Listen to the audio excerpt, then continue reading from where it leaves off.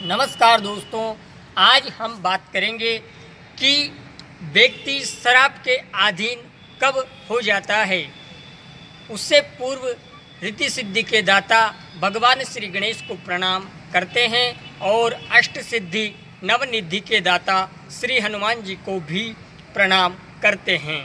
आइए मित्रों, सभी नए सब्सक्राइबरों का, नए व्यूअर्सों का आत्मिक आभार, अभिनंदन और आपका प्यार स्नेह इसी तरह बना रहे और चैनल को लाइक शेयर सब्सक्राइब करते रहें।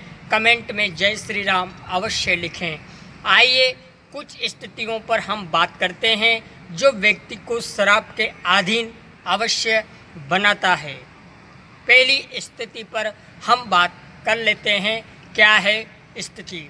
जैसा कि आप सभी जानते हैं, 1, 4, 7 और 10 इन भावों में जब भी सूर्य विराजमान हो, सूर्य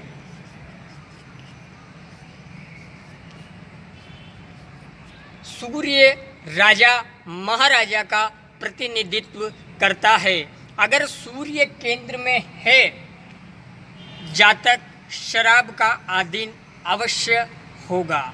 इसी के साथ साथ अगर सूर्य तुला राशि यानी नीच के हुए तो जातक अत्यधिक नशे का शिकार होगा।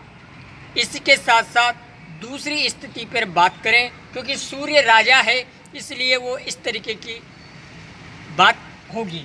अब दूसरी स्थिति पे अगर हम बात करेंगे तो दूसरी स्थिति पर बात चंद्रदेव से रिलेटेड करेंगे। चंद्रमा भी अगर केंद्र में विराजमान है, केंद्र स्थान आप जानते हैं, चंद्रमा जब भी केंद्र में होगा तब भी जातक शराब का अधीन होगा, क्योंकि चंद्रमा महारानी यानी रानी का कारक है। तो जब चंद्रमा जातक की कुंडली के केंद्र में हो तब वो शराब के अधीन और तमाम नशों के प्रति आकर्षित होता है।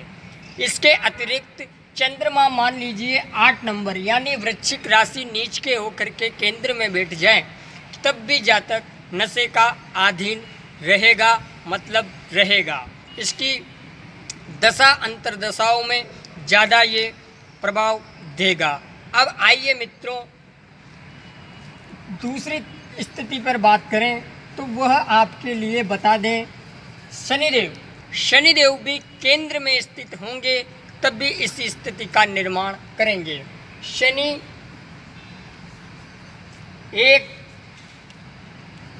एक ऐसा ग्रह है जो कि हम इसे 4 ग्रेड से रिलेटेड करते हैं, यानी 4 ग्रेड से संबंधित शनि का कार्य है और शनि जो है मजदूरों का कारक है। और हम जानते हैं कि शराब वैसे तो कई लोग पीते हैं, परंतु बड़े लोग और मजदूर वर्ग के लोग शराब का सेवन अधिक करते हैं। इसीलिए शनिदेव अगर यहाँ केंद्र में है और 1 नंबर अगर नीच के होकर के विराजमान है तब जातक निश्चित रूप से शराब का अधीन होगा। यह तो मैंने पहली स्थिति पर बात करी। अब आइए फटाफट हम दूसरी स्थिति पर भी जान लेते हैं। कुंडली का द्वितीय स्थान, लग्न से ठीक आगे वाला, इस भाव को हम खान पान से रिलेटेड देखते हैं। वैसे खान पान के लिए हम द्वादश का भी आकलन करते हैं, परंतु ये जो दूसरा स्थान है, इस स्थान पर हमारी वाणी के साथ साथ हमारे खान पीन के बारे में भी किया जाता है आकलन। अब होता क्या है कि इस भाव पर कोई भी पापी या क्रूर ग्रह, मतलब शनि, राहु, अब देखिए जैसे कि सूर्य एक ही दृष्टि से देखेंगे तो अष्टम का सूर्य होगा तब भी जातक शराब के अधीन रहेगा। और शनि कहाँ से देखेंगे तो शनि, आपको बता दूं, शनि की दृष्टि द्वितीय भाव पर होगी तब भी जातक शराब के अधीन रहेगा। इसके अतिरिक्त राहु और केतु को मैं यहाँ नहीं जोड़ूंगा, सिर्फ और सिर्फ राहु की दृष्टि भी अगर शनि द्वितीय भाव पर है तब भी जातक शराब के अधीन रहेगा। इसके अतिरिक्त अगर मैं बात करूं तो आपको स्पष्ट कर दूं कि द्वितीय घर का मालिक 6, 8, 12 में पाप पीड़ित होकर बैठ जाए, अस्त हो जाए और वो पापी ग्रह के साथ कम डिग्री के साथ हो जाए तब भी इसी स्थिति का निर्माण करता है। ऐसा जातक नशे के अधीन हो जाता है। अब यहाँ पर डिग्रियों की, लग्न की और भी कई सारी स्थितियाँ देखनी पड़ती है, लेकिन ये मूल स्थिति है, शराब योग बना देती है। अब इसके उपाय पर मैं बात कर लूँ कि जिन व्यक्तियों की शराब छोड़ने की इच्छा है, वैसे तो शराब पीने वाला इस कार्य को कभी नहीं करेगा, परंतु उसके पत्नी, उसकी माँ, उसकी बहन इस तरीके से इस कार्य को कर सकते हैं।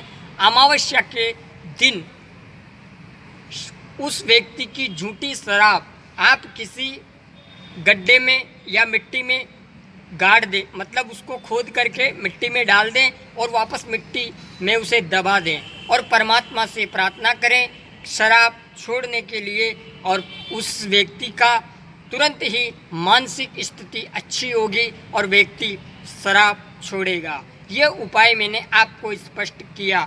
लगभग 3 अमावस्या ऐसा आपको करना है। और इसके अतिरिक्त जो मैंने केंद्र स्थानों में जिन ग्रहों को बताया उनका जप करने से, उन ग्रहों से प्रार्थना करने से, जैसे मान लीजिए सूर्य के कारण व्यक्ति शराब पीता है तो आप सूर्य को अर्घ्य देकर के प्रार्थना करें कि जिस प्रकार से ये शराब आपके कारण पीने में सक्षम है, उन्हें आप उनकी बुद्धि को सही करें और परमात्मा की कृपा से वो शराब छोड़ देगा। ये मैंने आज शराब से रिलेटेड बात की है। नेक्स्ट एपिसोड में फिर आपसे मुलाकात करेंगे, तब तक के लिए इजाज़त दें। चैनल को लाइक, शेयर, सब्सक्राइब करें। धन्यवाद। जय श्री राम।